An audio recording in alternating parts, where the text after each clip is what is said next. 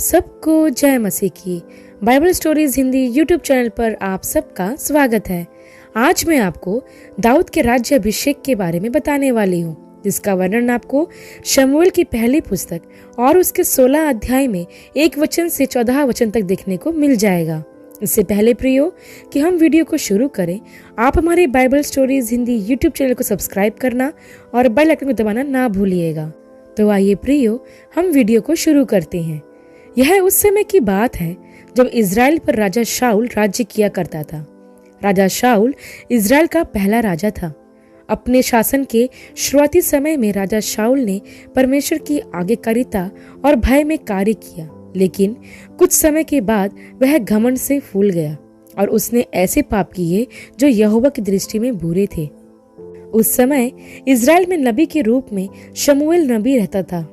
एक दिन परमेश्वर ने शमूएल नबी से कहा कि मैंने शाऊल को इज़राइलियों का राजा होने के लिए तुच्छ जाना है। फिर परमेश्वर ने शमूएल नबी से यह भी कहा कि तू कब तक राजा शाऊल के विषय विलाप करता रहेगा। अपने सिंग में तेल भर कर चल, मैं तुझे बैतलहम वासी यिशै के पास भेजता हूँ, क्योंकि मैंने उसके पुत्रों में से एक को राजा होने के लिए चुन लिया है। प्रियो, यहाँ मैं आपको एक बहुत ही महत्वपूर्ण बात बताना चाहती हूँ कि राजा शाऊल को इज़राइल का राजा होने के लिए चुना गया था और शमूएल नबी के द्वारा उसका भी अभिषेक किया गया था। लेकिन परमेश्वर की आज्ञा ना मानने और घमंड के कारण परमेश्वर ने शाऊल का साथ छोड़ दिया। वैसे ही प्रियो, जब परमेश्वर किसी काम के लिए किसी व्यक्ति को चुनते हैं और यदि वह परमेश्वर की आज्ञा का पालन नहीं करता है तो परमेश्वर उसे पल भर में बदल सकते हैं, जैसे परमेश्वर ने शाऊल को राजा होने के लिए तुच्छ जाना। प्रियो, जब परमेश्वर ने शाऊल का साथ छोड़ा तो उसे एक दुष्ट आत्मा सताने लगा। जहां पहले उसमें समझदारी थी, नम्रता थी, परमेश्वर के लिए धुन थी, वहीं अब परमेश्वर से अलग होकर भय और शंका में जीने लगा। प्रियो, एक बात हमेशा याद रखें कि परमेश्वर की आत्मा के सामर्थ्य को जान लेने के बाद विश्वास से भटकना बहुत खतरनाक हो सकता है, क्योंकि तब आपकी बात की दशा पहली पापमय दशा से भी खराब हो सकती है। इसलिए एक बार पवित्र आत्मा की सामर्थ्य को जान लेने के बाद पाप और अनाज्ञाकारिता से दूर रहें। मैंने ऐसे बहुत से लोगों को देखा है जिन्होंने पवित्र आत्मा को शोकित किया और अब उनकी दशा पहली दशा से भी बहुत खराब है। इसलिए जहां तक हो सके परमेश्वर की आज्ञाकारिता में उसको प्रसन्न करने वाला जीवन व्यतीत करें। तब हम आगे देखते हैं प्रियो कि जब परमेश्वर ने शमूएल को बैतलहम जाने को कहा तो शमूएल कहने लगा, मैं कैसे जा सकता हूँ? यदि शाऊल को यह बात मालूम पड़ेगी कि मैं बैतलहम जा रहा हूँ तो वह मुझे मार डालेगा। तब यहोवा ने शमूएल से कहा कि एक बच्चिया अपने साथ ले जा और कहना कि मैं यहोवा के लिए यज्ञ करने को आया हूँ और उस यज्ञ पर यिशै को न्योता देना। तब मैं तुझे बताऊंगा कि तुझे क्या करना है और जिसको मैं तुझे बताऊं उसी को तू मेरी ओर से अभिषेक करना। तब शमूएल ने यहोवा के कहे अनुसार किया और वह बैतलहम को गया। जब वह बैतलहम पहुंचा तो उस नगर के पुरनिये थरथराते हुए उससे मिलने को गए और कहने लगे कि क्या तू मित्र भाव से आया है? तब शमूएल ने उनसे कहा, हाँ, मित्र भाव से आया हूँ। मैं यहोवा के लिए यज्ञ करने को आया हूँ। तुम अपने आप को पवित्र करके मेरे साथ यज्ञ में आओ।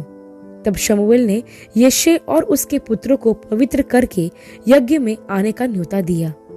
प्रियो, यहाँ हम देखते हैं कि शमूएल नबी यहोवा परमेश्वर की बात मानकर बैतलहम नगर में आता है।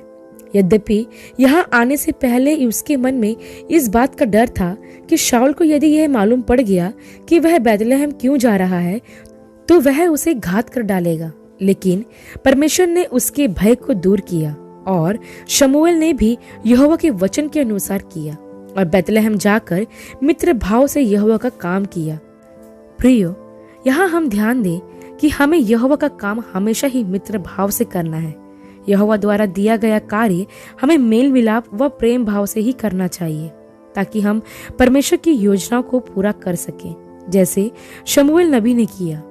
तब हम आगे देखते हैं प्रियो कि जब यिशै के पुत्र शमूएल के न्योते पर यज्ञ में आए तो शमूएल ने यिशै के बड़े बेटे एलियाब को देखकर सोचा कि निश्चय जो यहोवा के सामने है वही उसका अभिषिक्त होगा।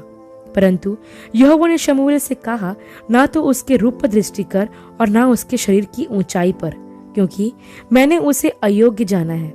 क्योंकि यहोवा का देखना मनुष्य का सा नहीं है। मनुष्य तो बाहर का रूप देखता है, परंतु यहोवा की दृष्टि मन पर रहती है। तब यिशै ने अबीनादाब को बुलाकर शमूएल के सामने भेजा। तब शमूएल ने कहा, यहोवा ने इसको भी नहीं चुना। फिर यिशै ने शम्मा को सामने भेजा और शम्मा के लिए भी शमूएल ने ये कहा कि यहोवा ने इसको भी नहीं चुना। इस तरह यिशै ने अपने 7 पुत्रों को शमूएल के सामने भेजा, लेकिन शमूएल यिशै से कहता गया कि यहोवा ने इन्हें नहीं चुना। तब शमूएल ने यिशै से कहा, क्या सब लड़के आ गए? वह बोला, नहीं, सबसे छोटा तो रह गया है, वह तो भेड़ बकरियों को चरा रहा है। तब शमूएल ने यिशै से कहा, उसे बुलवा भेज, क्योंकि जब तक वह यहाँ ना आए तब तक हम खाने को ना बैठेंगे। तब वह उसे बुलाकर अंदर ले गया। उसके तो लाली झलकती थी और उसकी आंखें सुंदर थी तथा उसका रूप सुडौल था। तब यहोवा ने कहा, उठकर इसका अभिषेक कर, यही है जिसको मैंने इज़राइल का राजा होने के लिए चुन लिया है। तब शमूएल ने अपने तेल का सिंग लेकर उसके भाइयों के मध्य में उसका अभिषेक किया, और उस दिन से लेकर भविष्य को यहोवा का आत्मा दाऊद पर बल से उतरता रहा। तब शमूएल उठकर रमाह को चला गया और यहोवा का आत्मा शाऊल पर से उठ गया और यहोवा की ओर से दुष्ट आत्मा उसे घबराने लगा। प्रियो, यहाँ हम देखते हैं कि यिशै के 8 पुत्र थे। जब शमूएल ने यिशै से उसके पुत्रों को बुलाने के लिए कहा तो यिशै ने पहले अपने 7 पुत्रों को ही बुलाया। उसने अपने सबसे छोटे पुत्र दाऊद को बुलाने की जरूरत भी नहीं समझी, क्योंकि दाऊद का किसी की भी नजर में कोई महत्व नहीं था। वह अपने परिवार का सबसे छोटा बच्चा था। उस समय उसकी उम्र लगभग 15 या 16 वर्ष रही होगी। दाऊद उस समय अपने पिता की भेड़ बकरियों को चराया करता था। जब यिशै अपने पुत्रों को शमूएल के पास भेजने लगा तो शमूएल ने एक एक करके सबको इनकार कर दिया। पहले तो जब शमूएल ने एलियाब को देखा तो शमूएल को लगा कि यही परमेश्वर का अभिषिक्त जन होगा, लेकिन यहोवा ने कहा नहीं।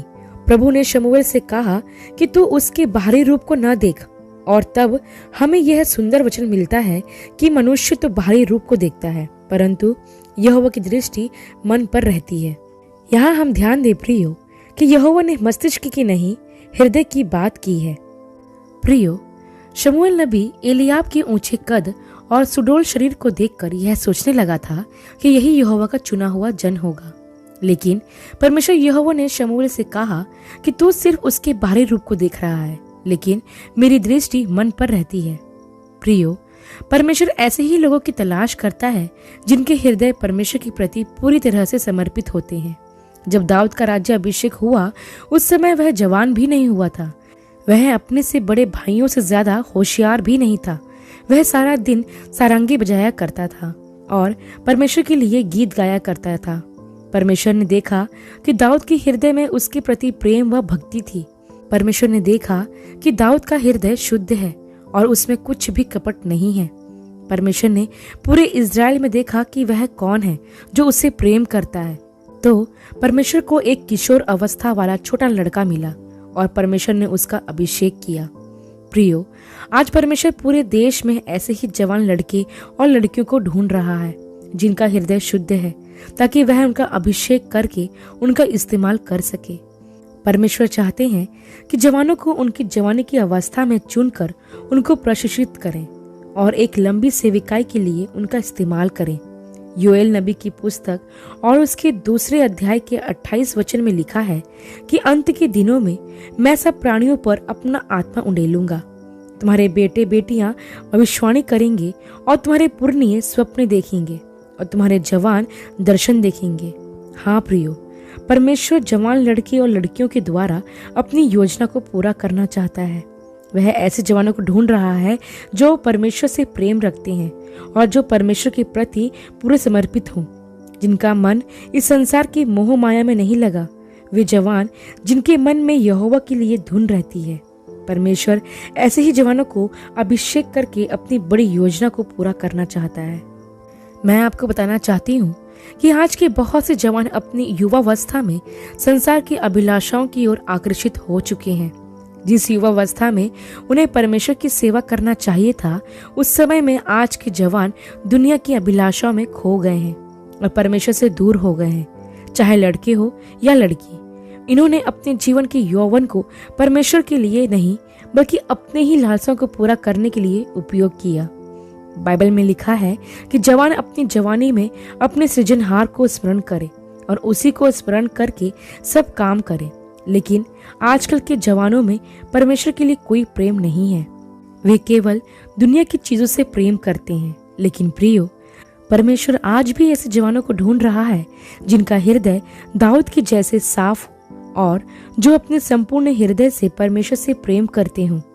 प्रियो, आज जितने भी युवा इस वीडियो को देख व सुन रहे हैं, मैं आप सबको प्रोत्साहित करना चाहती हूँ कि अपनी जवानी को परमेश्वर यहोवा के हाथों में समर्पित कर दें और अपना हृदय परमेश्वर की ओर लगाएं।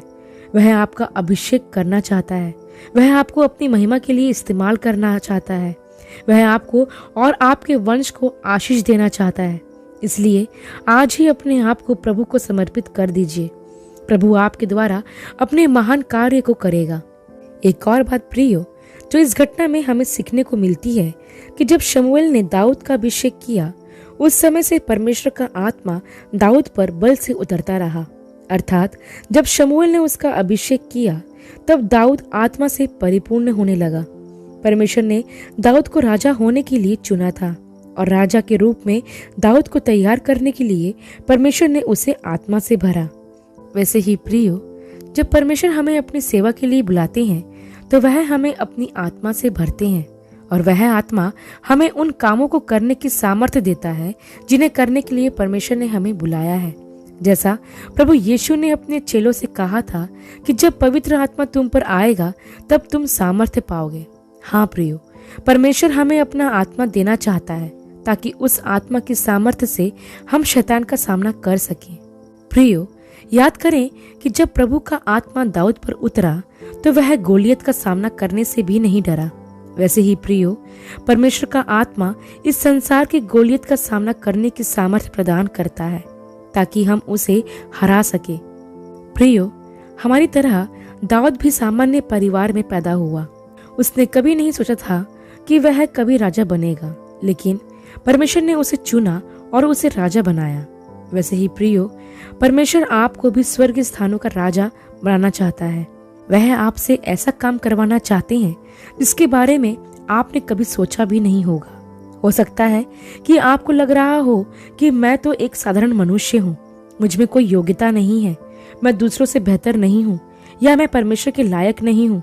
तो प्रियो, मैं आपको बताना चाहती हूँ कि यिशै का और उसके बेटों का दाऊद के लिए यही विचार था।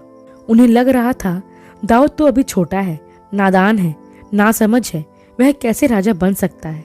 इसलिए तो यिशै ने उसको बुलाने तक की कोशिश नहीं की। लेकिन जब यहोवा ने यिशै के सातों बेटों को इनकार कर दिया, तब यिशै ने दाऊद को बुलाया और फिर यहोवा ने दाऊद के लिए कहा कि यही है, इसी का अभिषेक कर। प्रियो, हो सकता है कि दुनिया वाले, परिवार वाले या फिर आप स्वयं अपने आप को अयोग्य समझते हो, लेकिन यदि आपका हृदय परमेश्वर की दृष्टि में साफ है तो परमेश्वर आपको योग्य बनाएगा।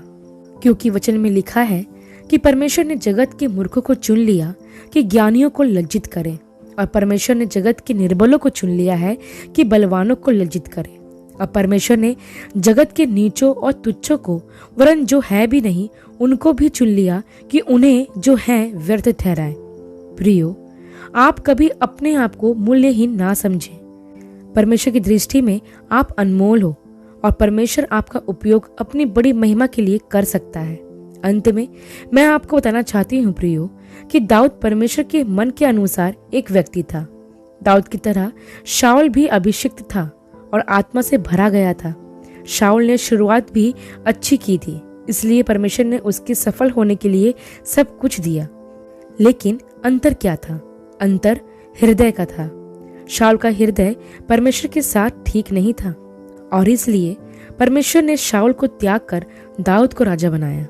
प्रियो, परमेश्वर के मन के अनुसार व्यक्ति होने का अर्थ है निष्पाप और धर्मी होना, परमेश्वर की खोज करना और उसके प्रति आज्ञाकारी होना, परमेश्वर पर दृढ़ विश्वास होना और सबसे महत्वपूर्ण आपका हृदय परमेश्वर की आराधना का स्थान होना चाहिए।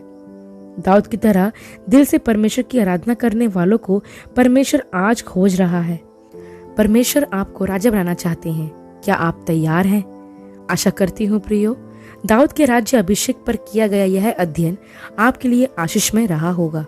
अगली वीडियो में एक नए विषय के साथ आप सबसे फिर मुलाकात होगी। तब तक के लिए आप सबको जय मसीह की।